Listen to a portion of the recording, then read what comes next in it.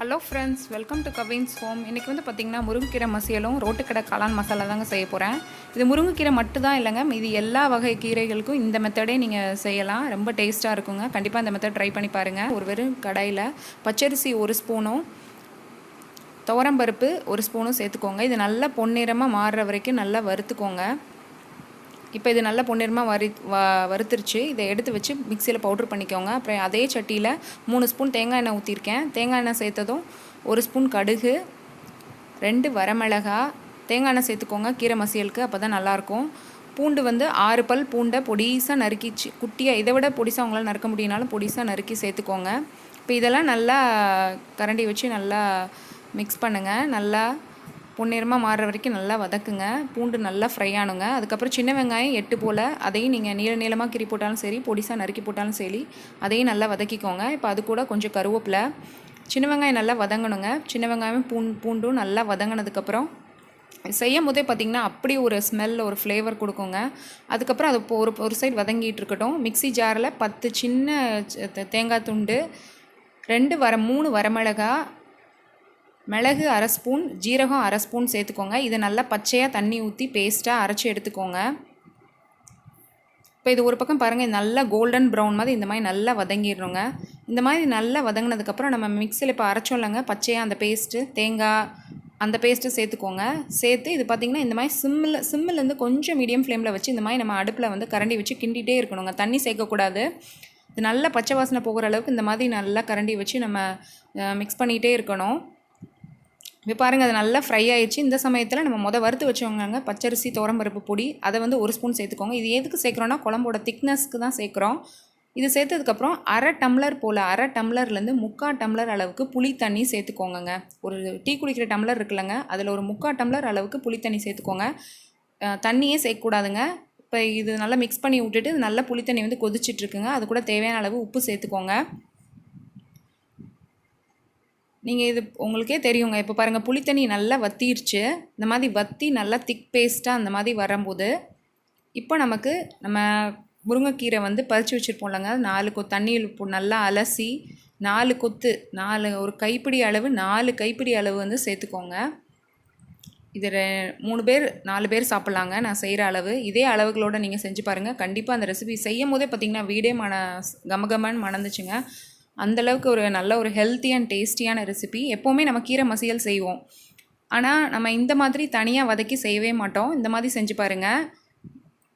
இது பாருங்கள், அந்த மாதிரி அந்த மசியல்லே நீங்கள் வந்து கீரையை நல்லா பரட்டணுங்க. பாருங்கள், கீரை நல்லா சுருங்கிருச்சு. தண்ணியே சேர்க்கக்கூடாது. இந்த மாதிரி நல்லா சுருங்கிடணுங்க. பாருங்கள், அந்த வதக்கும் போதே சுருங்கிரும். அந்த மாதிரி சுருங்கி இந்த மாதிரி கலர் சேஞ்ச் ஆன டைமில் நம்ம துவரம்பருப்பு ஒரு 3/4 டம்ளர், 1/2 டம்ளர் இல்லைனா 3/4 டம்ளர் அளவு போல் தனியாக குக்கரில் தண்ணி ஊற்றி வேக வச்சுக்கோங்க. வேக வச்சு அதை கட்டி அதில் சேர்த்துருங்க துவரம்பருப்பை. நீங்கள் பாசிப்பருப்பு சேர்த்துக்கிட்டாலும் சரி தான், துவரம்பருப்பு தான் சேர்க்கணும் அப்படின்ட்டு இல்லை. இப்போ துவரம்பருப்பு சேர்த்ததுக்கப்புறம் அந்த பாத்திரத்திலே ஒரு 1/2 டம்ளர் அளவு தண்ணி சேர்த்துக்கோங்க. உங்களுக்கு எந்த அளவுக்கு மசியல் வந்து கட்டியாக வேணுமா, இல்லை குழுன்னு குழம்பு மாதிரி ஊற்றி சாப்பிட போகிறீங்களா, அந்த மாதிரி வந்து நல்லா மிக்ஸ் பண்ணி விட்டுட்டு கடைசியாக ஒரு 1/2 ஸ்பூன் அளவு மஞ்சத்தூள் சேர்த்துக்கோங்க. மஞ்சத்தூள் சேர்த்து அதையும் சேர்த்து நல்லா மிக்ஸ் பண்ணி விட்டுட்டு இப்போ வந்து இது மூடி போட்டு கொஞ்சம் நேரம் ஒரு 5 மினிட்ஸ் கொஞ்சம் மீடியம் ஃப்ளேமில் வச்சு நல்லா கொதிக்க விடலாம். இப்போ பாருங்கள், எல்லாமே நல்லா மிக்ஸ் ஆயிடுச்சு. கீரை, பருப்பு எல்லாம் பாருங்கள் இந்த கன்சிஸ்டன்சிலே உங்களுக்கு போதுன்னா இதில் ஆஃப் பண்ணிக்கலாம். இப்போ நமக்கு iron rich and immunity booster recipe வந்து ரெடி ஆயிடுச்சுங்க. கண்டிப்பாக நீங்களும் வந்து ட்ரை பண்ணி பாருங்கள்.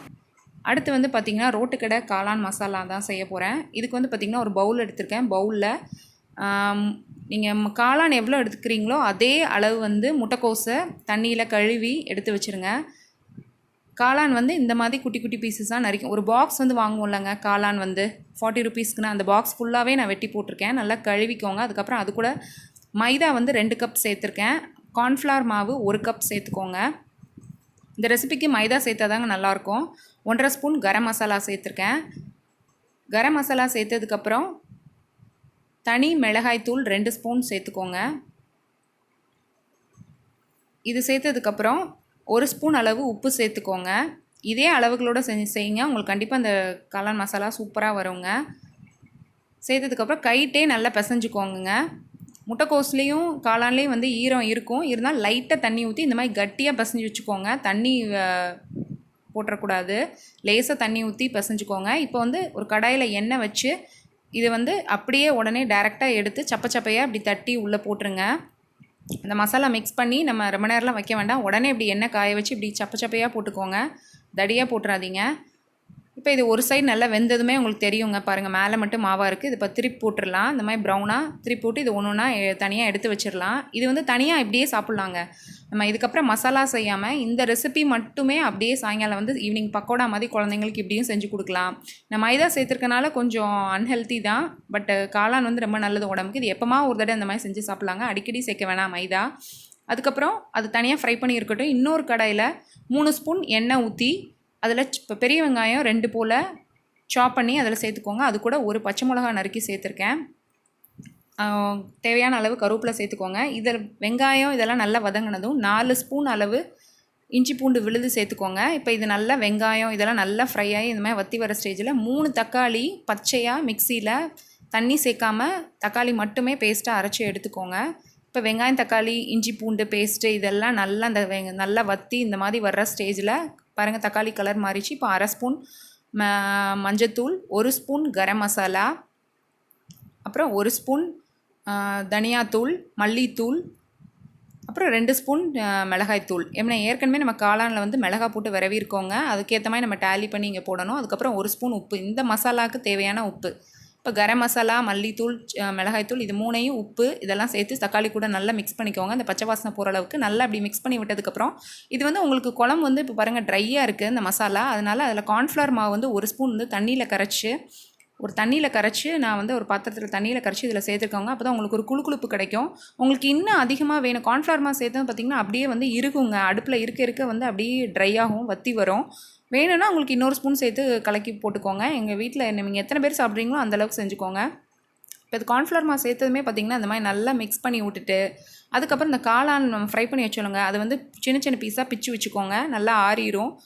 அது பெரிய பக்கோடா மாதிரி இருக்கும். அது நல்லா சின்ன பீஸாக பிச்சு இதில் போட்டு நல்லா கொஞ்சம் நேரம் வேக விடுங்க. வெந்து இந்த மாதிரி ஒரு மாதிரி உங்களுக்கு என்ன ஸ்டேஜில் வேணுமோ குழுப்பு அந்த மாதிரி ஸ்டேஜில் கொஞ்சம் மேலே வந்து இப்போ முடிஞ்சுதுங்க. ரோட்டுக்கடை காளான் மசாலா ரெடி ஆகிடுச்சு. நம்ம வீட்டிலே இப்போ ஈஸியாக ப்ரிப்பேர் பண்ணலாம். இதுக்கு மேலே கொஞ்சம் கார்னிஷிங் பண்ணுறதுக்கு மல்லித்தலை, வெங்காயம், பெரிய வெங்காயம் கொஞ்சம் போட்டிருக்கேன். இதுக்கு நீங்கள் கேரட் வேணாலும் திருவி போட்டுக்கலாம். பாருங்கள், வீட்டில் சில்வர் ஃபாயில் பேப்பர் வந்து இருந்தது இந்த பவுலு. சரி அதிலே போட்டு குழந்தைங்களுக்கு கொடுக்கலாம் அப்படின்னு சொல்லி வச்சுருக்கேன். நம்ம வீட்டிலே இருந்து நம்ம இப்போ வெளியே எங்கேயும் போக முடியாது அந்த லாக்டவுன் சுச்சுவேஷனில் குழந்தைங்களுக்கு இந்த மாதிரி ரெசிபியெல்லாம் கண்டிப்பாக செஞ்சு கொடுங்க. ரோட்டுக்கடை காளான் மசாலா எவ்வளோ சூப்பராக இருக்குன்னு பாருங்கள். ஓகே ஃப்ரெண்ட்ஸ், புதுசாக பார்க்குறவங்க சப்ஸ்கிரைப் பண்ணிக்கோங்க. இந்த வீடியோ பிடிச்சிருந்தால் லைக் பண்ணுங்கள், கமெண்ட் பண்ணுங்கள். டாடா பாய், அடுத்த வீடியோவில் சந்திக்கலாம்.